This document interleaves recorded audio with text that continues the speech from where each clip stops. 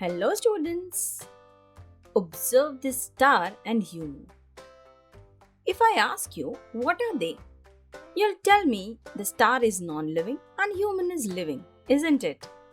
Well, that's scientifically correct. But if I tell you that both star and human have birth, both grow, produce energy, and then die. In fact, both of them have life cycles. So then what about the basis of defining anything as living or non-living?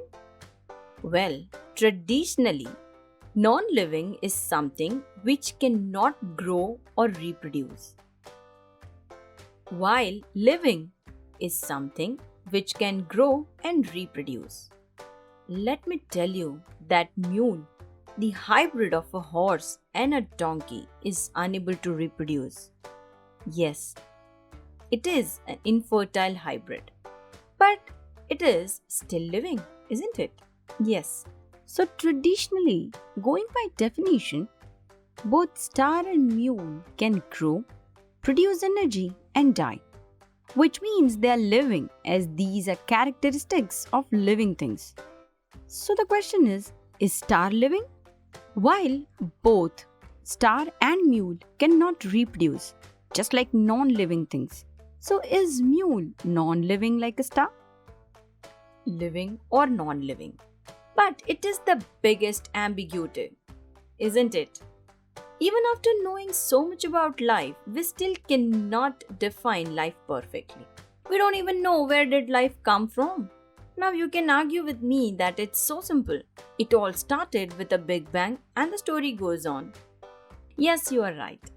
So before we go on to the chapter and start learning about carbon and its compounds, let's see how did it all start and how is it concerned to our chapter. Well, to see how life started, we will have to go back around 4 to 5 billion years. The planet Earth came into existence around this time. At that time, it was extremely hot, even more hot than the surface of the sun. The surface of it was absolutely dry with no water, no oxygen, or no carbon dioxide or any other gases at all. The existence of life in any form at that high temperature and dry environment was not possible. At such a point of time, two questions arise about life. How did life originate on Earth? How did primitive organisms evolve into new forms, resulting in evolution? But this Earth wasn't all the same throughout the time. Gradually, it cooled down and a solid crust was formed. Majestic liquid. Yes, I'm talking about water. First appeared in the form of rains. Heavy rains fell on the hot surface of the earth, and over a very long period, the water bodies appeared that still contained hot water. This water became a medium for various chemical reactions. The sources of energy for them were ultraviolet rays or electric discharge, that is lightning, and heat of the water.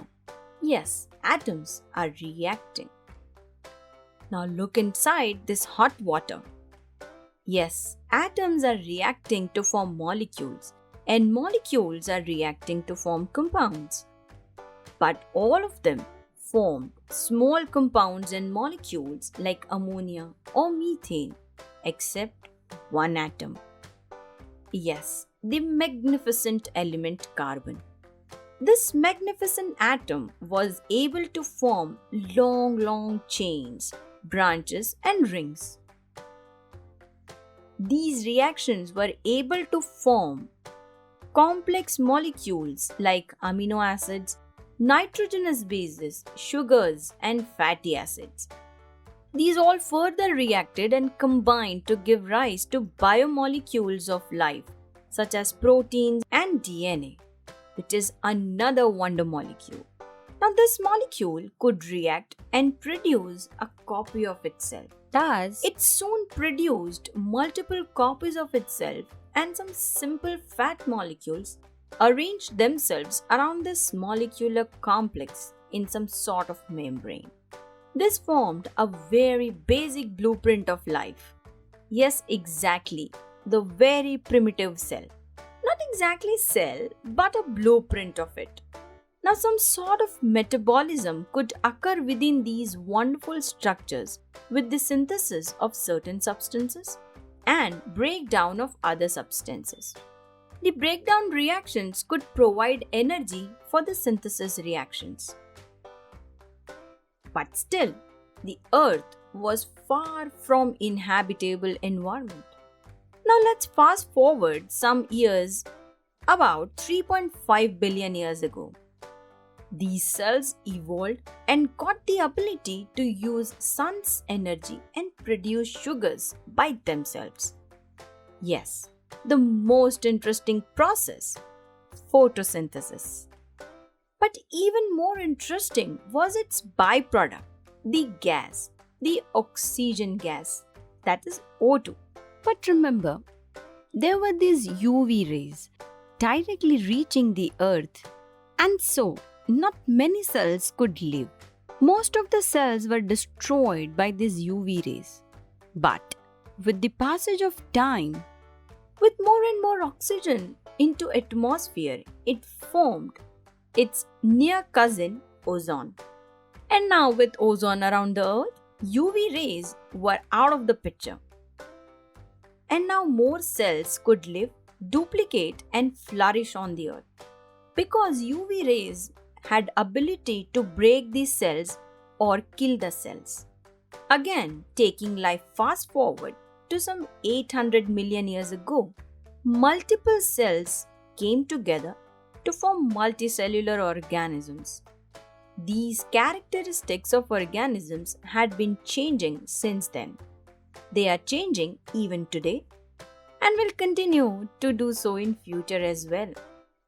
This is because environment in which organisms live also changes. And organisms need to adapt to this changing environment in order for their survival. So now fast forwarding to some 535 million years ago, the Cambrian explosion begins, with many new life forms appearing underwater. Some of them coming out of water becoming amphibians and reptiles. Moving forward to 145 to 66 million years ago again, reptiles soon stood up to become big dinosaurs.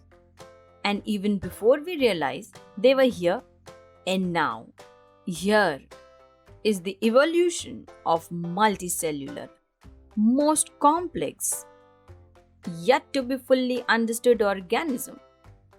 Yes, that's humans. So from single primitive cell, there are stages of evolution which leads to formation of the most complex animal, the human. Now what's interesting is to ask ourselves, how did it all start? Where is all this going? Now to answer this, we need to think that it all began with one little atom, which could form rings and chains which no other atom could.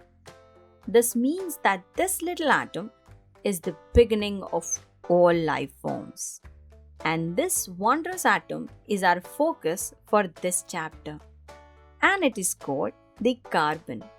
We will study all about carbon and various compounds it forms in detail in our coming videos of this chapter.